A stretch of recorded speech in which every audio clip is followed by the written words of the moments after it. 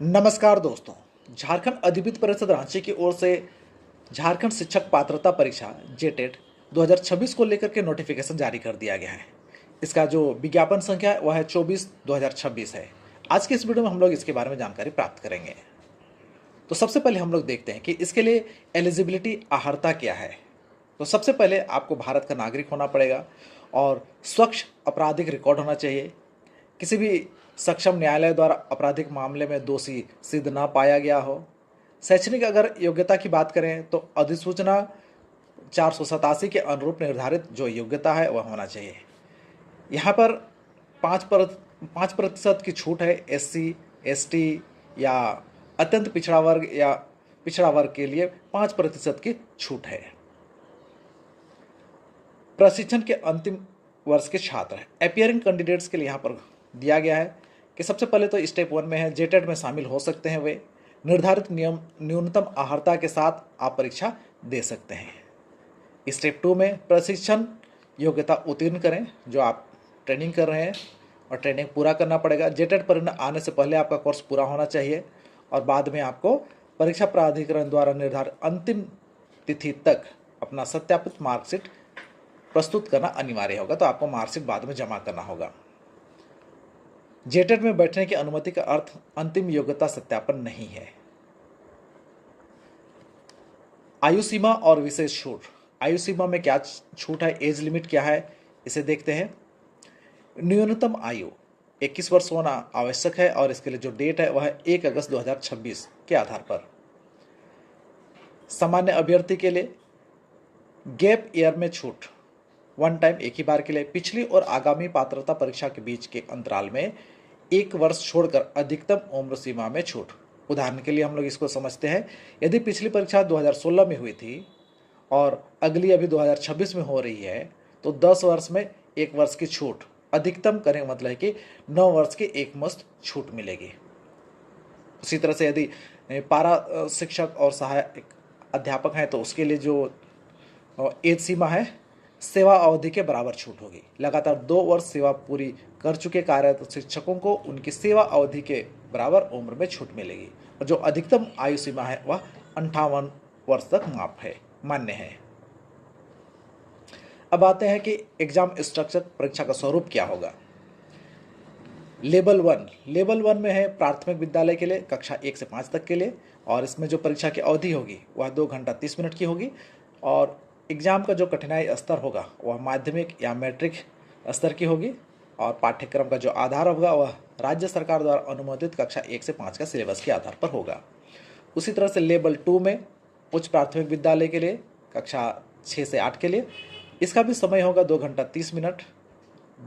दृष्टिबाधित एवं विशेष विकलांग या दिव्यांग बच्चों के लिए 30 मिनट का अतिरिक्त समय रहेगा और इसका जो कठिनाई स्तर होगा वह उच्चतर माध्यमिक 10+2 या 12 स्तर का होगा और पाठ्यक्रम का जो आधार होगा वह राज्य सरकार द्वारा अनुमोदित कक्षा 6 से 8 के सिलेबस के आधार पर होगा।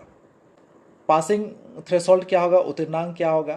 तो परीक्षा उत्तीर्ण करने का लक्ष्य सामान्य वर्ग, जनरल और EWS के लिए 60%, पिछड़ा वर्ग 1 और पिछड़ा वर्ग 2 के लिए 55% है और SC और ST या अत्यंत कमजोर जनजातीय समूह के लिए 52% है।